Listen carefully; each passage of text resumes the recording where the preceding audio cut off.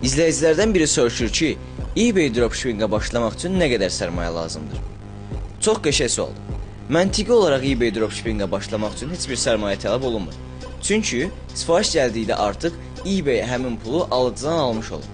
Yəni hesabınıza yükləməyə hazır olur. Lakin eBay bunu ilk 25 sifarişdə 15 ilə 30 gün arası saxlaya bilir.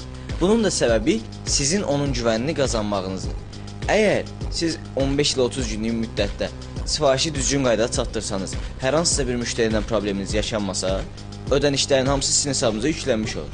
25 sifarişdən sonra isə siz artıq hesabınızdakı bütün vəsaitlərdən rahatlıqla istifadə edə bilirsiniz.